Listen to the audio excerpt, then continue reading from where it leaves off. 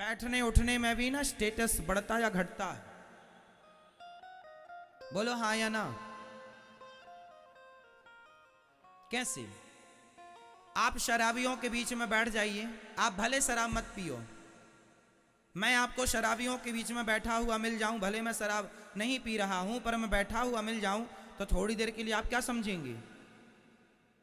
अरे महाराज जी शराबियों के साथ बैठे हैं, लेते होंगे। कहां दिमाग जाएगा? सीधा लेते होंगे। मतलब मैं सिर्फ बैठने से शराबी हो गया कि नहीं? बोलो हाँ या ना। आपका बेटा शराबियों के संग यदि बैठता है, भले नहीं पीता, पर समाज की नजर में वो शराबी माना जाएगा। भाई इसके संबंध शराबियों के साथ हैं, उठना बैठना शराबियों के बीच में, पीता जरूर होगा, भले ना पीता हो। संगत से गुण आते हैं, संगत से गुण जाए। आप वैश्या के कोठे से निकल आए, आप भले उससे राखी बंधवाने गए थे किसी वैश्या से, लेकिन आप उसके घर से बाहर निकल आए और कोई आपको देख ले, फिर आप ये सिद्ध ना कर पाएंगे कि मैं राखी बंधाने गया था। जमाना निकलता हुआ देखेगी तो यही कहेगी गड़बड़ है। क्या प्रभाव पड़ रहा है? संगति का। आपको वैश्या के साथ किसी ने देखा नहीं, सिर्फ उसके घर से निकलते हुए देखा है, तो क्या प्रभाव पड़ा कि आप गलत हैं। और आप किसी मंदिर से निकल रहे हो और कोई देख ले, भले आप पूजा ना किए हो, भले आप कुछ ना किए हो, मंदिर से बाहर निकल रहे हैं, लोग कहेगा भाई बड़ा सज्जन है, कम से कम भगवान के द्वार पर तो आता है। आप यहाँ आए हैं सत्संग में, भले कथा ना सुने, पर कथा से बाहर जाएंगे, कोई आपको देखेगा तो कहेगा आप कथा सुन के आ रहे हैं, आप अच्छे हैं भाई, आप कथा सुन के आ रहे हैं। तो कुसंग में आपकी कीमत कम होती है, सत्संग से आपकी कीमत बढ़ती है। संगत से गुण आते हैं, संगत से गुण जाएं। बताओ जीवन में संगत का प्रभाव कितने % पड़ता है? मैया बताओ संगत का प्रभाव जीवन में कितने % पड़ता है? बेटा आप बताओ संगत का प्रभाव कितने % है? हाँ कितना? भैया बताओ, आप कुर्सी पे बैठे हो, कितना? आप बताओ मैया, आप बताओ मेरी मां, कितने % पड़ता संगति का प्रभाव? 5%? 5 और 0 लगा रही हो 50%। आप बताओ। जीवन को बनाना और बिगाड़ना दोनों संगति पर निर्भर करता है, इसलिए संगति का प्रभाव 50 नहीं 101% पड़ता है प्रभाव सत्संग का, कुसंग का। आप सत्संग से जुड़े हैं तो आप अच्छे अच्छे विचार आएंगे, आप कुसंग से जुड़ जाएंगे आपके विचार गंदे हो जाएंगे। संगति मायने रखती, इसलिए आप सबके साथ उठा बैठा ना करो। आप ये देखा करो कि आपके संग उठने बैठने के लायक कौन है। जो गंदी बातें करते हो आप उनके साथ क्यों उठते बैठते हैं? आप भी गंदे हो जाएंगे। क्यों बात करें आप उनसे जो गंदी बातें कर रहे हो, जो गलत राह पर हैं? अब चोरों की संगति आप करने लग जाएंगे तो आपको क्या ईमानदार कहा जाएगा? आपको भी अरे चोरों के साथ हैं, चोर हैं। संगति अच्छा। आपके बच्चों को देखा करो वो किसके साथ उठते बैठते हैं। इसलिए संगति बहुत प्रभाव छोड़ती है। संगति कैकेयी मां बिगड़ गई संगति से, दुर्योधन बिगड़ गया संगति से। को न कुसंगति पाई न साई, कुसंगति पाकर कौन नहीं बिगड़ा? एक का नाम बताओ। संगत बहुत बड़ी चीज है। सोनार के घर का कचरा भी बिकता है, आपके घर का कचरा बिकता है? बोलो हाँ। सोनार के घर का कचरा बिकता है लाखों रुपए में, बोलो हाँ या ना। जहां सोनार बैठ के ना सोने की कटाई करता है, आभूषण बनाता है, तो सोने का काटने में जो उसके रेसे गिर जाते हैं, कुछ कण गिर जाते हैं, जिसमें उसका जो कचरा होता है वह लाखों का बिकता है। जो बड़ा सोनार है, बड़ा कारोबार, उसका लाखों का। तो सोनार का कचरा भी लाखों का है, और तुम्हारा कचरा फ्री में नहीं लेने को तैयार है कोई। तो संगति, कचरा भी सुनार के घर का है तो कचरा भी कीमती है। संगत से गुण आते हैं। संगति उस कचरे ने सुनार की तो लोग कचरा भी कीमती हो गया। तो संगति से गुण आया ना, संगति से गुण गया ना। अच्छा ये बताओ, सुनार की तराजू में यदि मक्खी बैठ जाए तौलते समय सोना, तो बताओ वो मक्खी 2000-5000 की तो हो गई कि नहीं? भाई कितने रुपए तोला सोना है? माना कि 50,000 रुपए। क्यों मैया 50,000 है कि कम है?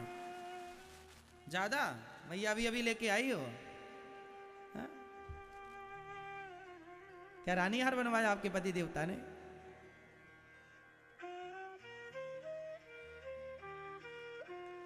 तो सोना माना कि 50,000 रुपए तोला है। यदि 1 ग्राम की मक्खी हुई, माना कि मक्खी अच्छे खाते पीते घर की हुई, 1 ग्राम की हुई, तो 1 ग्राम मक्खी 50,000 के हिसाब से कितने की हो गई? है ना? 5,000 की हो गई? होगी मेरी मां? और यदि आधा ग्राम की मक्खी हुई तो 2500 की तो हुई। तो मक्खी यदि सुनार की तराजू में बैठ गई तो वह 2500 की हो गई, कीमत उसकी बढ़ गई। और वही मक्खी आलू टमाटर की दुकान में जाके तराजू में बैठी रहे, है उसकी कोई वैल्यू? सुनार की तराजू में मक्खी बैठ जाए तो उसकी कीमत होती है। और आलू टमाटर की दुकान में यदि मक्खी बैठी रहे तराजू में, कोई कीमत नहीं। तो संगति है, सुनार की संगति मक्खी कर ले तो उसकी कीमत। तो आप भी संगति करेंगे, इसलिए कहता हूं अपने बच्चों को कथा सुनाया करो, कहता हूं कि अपने बच्चों को संस्कार दिया करो, कहता हूं अपने बच्चों को अपने भारत के महापुरुषों का, स्वामी विवेकानंद जी का, गुरु गोविंद देव जी का, गुरु नानक देव जी का, मीराबाई का, नरसिंह मेहता का चरित्र सुनाया करो। महापुरुषों की बातें सुनाया करो, महापुरुषों की वाणियां सुनाया करो। संस्कार बनेंगे मेरी मां।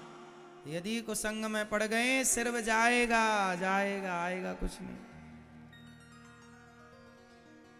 संगत से गुण आते हैं, संगत से गुण जाएं, लोहा जड़ा जहाज में पानी में उतर आए। इसलिए महाभारत का युद्ध कुसंग के कारण, कुसंग में पड़कर दुर्योधन ने महाभारत लड़ा। अच्छा ये बताओ, महाभारत में कर्ण ने किसका साथ दिया? पांडवों का या कौरवों का? जोर से बोलो। कर्ण ने किसका साथ दिया? किसका? कौरवों का। दुर्योधन का साथ दिया कर्ण ने। जबकि कर्ण किसके पुत्र हैं? किसके पुत्र हैं? कुंती के। अच्छा ये बात कर्ण को पता थी या नहीं कि मैं कुंती पुत्र हूं? ये बात पता थी या नहीं? महाभारत के समय पर पता थी कि नहीं, ये बताओ। महाभारत जब कर्ण लड़ रहे थे उस समय कर्ण को पता था कि मैं कुंती का पुत्र हूं या नहीं? उत्तर दो। पता था या नहीं? पता था। भगवान ने महाभारत युद्ध के पहले कर्ण को बता दिया था कि तुम पांडव पुत्र हो, तुम कुंती पुत्र हो, तुम पांडवों के बड़े भाई हो। बता दिया था। भगवान ने कहा था कि तुम पांडवों के पक्ष से युद्ध करो, पर उस कर्ण ने कहा मैं पांडवों की ओर से युद्ध नहीं करूं। अच्छा एक प्रश्न है, उत्तर दो। कर्ण ने कौरवों के पक्ष से युद्ध करके सही किया कि गलत किया? उत्तर दो।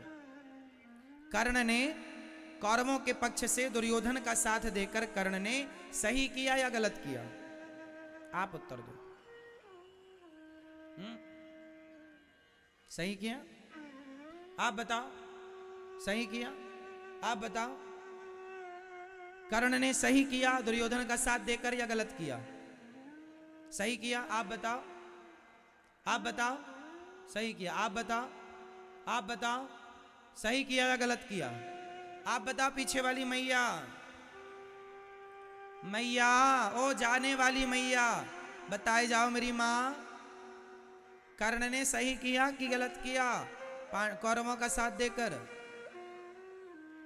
बताओ मैया भैया पीछे वाले बताओ, कर्ण ने सही किया या गलत किया? हाँ,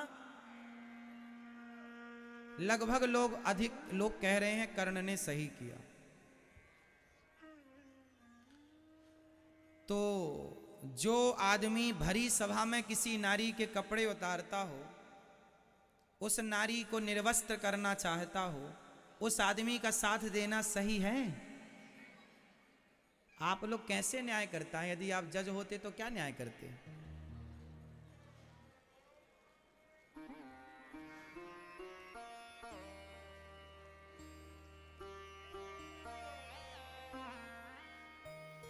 आपका न्याय गलत है।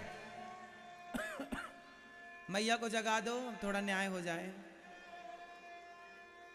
जागो मेरी माँ, यहां तक खर्राटे आ रहे हैं।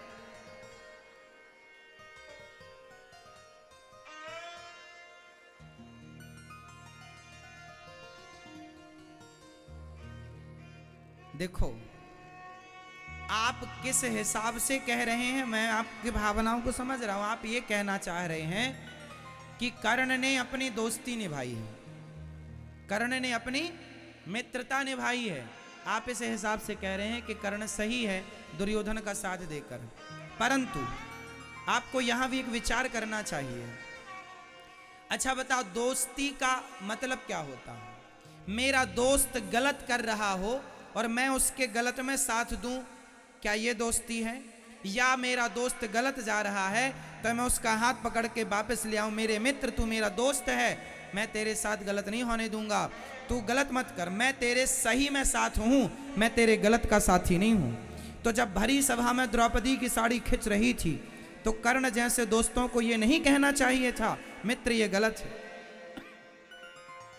चलो तुमने पांडवों को जीत लिया है, चलो माना कि तुम्हारी दासी बन गई है द्रौपदी, तो दासी बन गई है तो दासी का मतलब ये तो नहीं कि तुम उसको कपड़े उतार के नंगा कर दो समाज में। क्या ये बात दुर्योधन को नहीं कर्ण को नहीं कहनी चाहिए थी? बोलो हाँ या ना। क्या अपने मित्र को गलत रास्ते से आपको नहीं रोकना चाहिए? क्या उसे सही मार्गदर्शन आपको नहीं देना चाहिए? सिर्फ आप उसके मित्र हैं इसलिए क्योंकि उसने आपको वंग देश का राजा बना दिया, आपके दोस्त ने आपको कहीं का राजा बना दिया, तो आप उसके एहसान तले दब गए। माना कि दब गए, आप उसका साथ दें, माना कि पर फिर भी गलत करेगा तो आप क्या उसका साथ इसलिए देंगे कि इसने हमें राजा बनाया था? अरे तो समाधान तो यह था कि भाई साहब अपना राज्य ले ले, मैं तेरे गलत में साथ नहीं दूंगा। तू मुझे राजा बनाकर और गलत करेगा और ये उम्मीद करेगा कि मैं गलत का साथ दूं, ये कैसा न्याय है? ये कैसी दोस्ती है?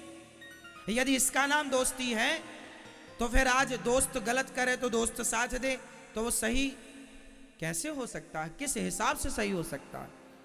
भरी सभा में कर्ण ने कहा था कि द्रौपदी तेरे 5 पति हैं, छठा मुझे बना ले, जैसे 5 वैसे ही 6। क्या ये बात कर्ण जैसे महापुरुषों के मुंह से शोभा देती है? बोलो, शोभा देती है साहब? आप कह रहे हैं कर्ण ने सही किया, मतलब आप ये कह रहे हैं कि जो भरी सभा में एक नारी के कपड़े उतारता है उसका साथ देना सही है।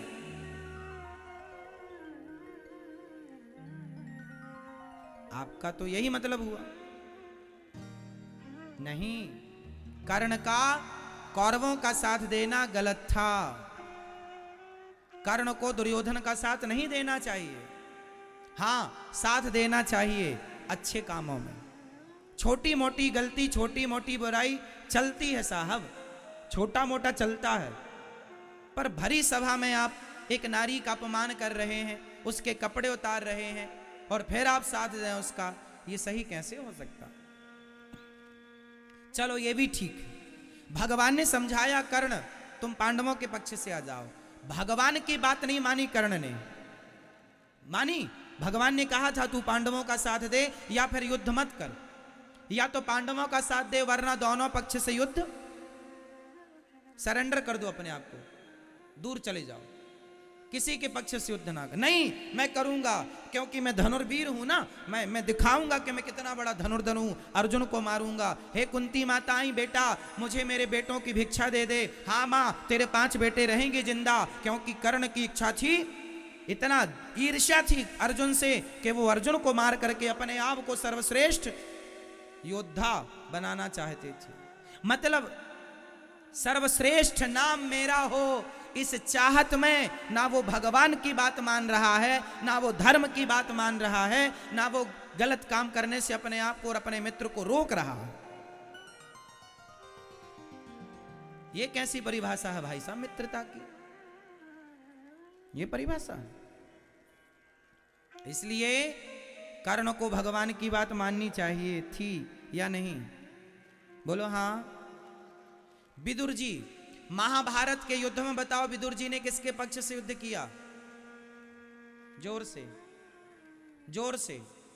विदुर जी ने किसके पक्ष से युद्ध किया महाभारत में? जोर से। किसी के पक्ष से नहीं।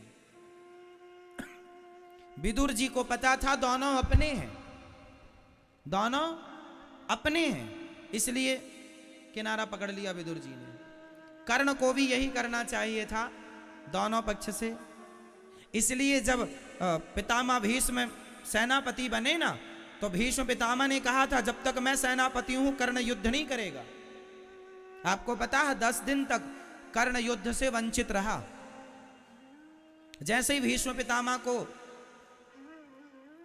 बाणों की सैया पर लेटे, उसके बाद गुरु द्रोणाचार्य जी को सेनापति नियुक्त किया दुर्योधन ने, तब फिर कर्ण को साथ में लिया दुर्योधन के दबाव पर। और जब गुरु जी गए तो कर्ण को सेनापति नियुक्त किया गया। मतलब कर्ण अच्छे आदमी हैं, कर्ण दानवीरों में श्रेष्ठ दानवीर हैं। कर्ण जैसा दानी न भूतो न भविष्यति, कर्ण जैसा दानी कोई नहीं है। पर कर्ण जी से जो गलतियां हुई हैं वो गलतियां आपसे ना हो। गलतियां क्या हो गई? एक बात बताएं, कर्ण की ये कथा ये शिक्षा देती है कि जीवन में कभी किसी के एहसान तले दबना मत। जीवन में कभी किसी के एहसान तले दबना मत, क्योंकि आज के लोग दुनिया में आपको एहसान तले दबाकर आपसे गलत काम कराते हैं। दुर्योधन की तरह पहले तो एहसान तले दबाते हैं, राजा बना देते हैं आपको अंग देश का, ये ले लो, लाखों ले लो, करोड़ों ले लो, फिर मेरे लिए तुम गलत काम करो।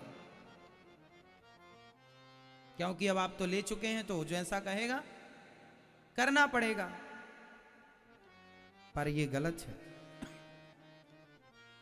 इसलिए कहता हूं, मेहनत का कमाओ, मेहनत का खाओ। धन्ना सेठ बनने की चाहत में किसी के एहसानों तले दब मत जाना, नहीं कल को वो जैसा कहेगा नाचना पड़ेगा आपको।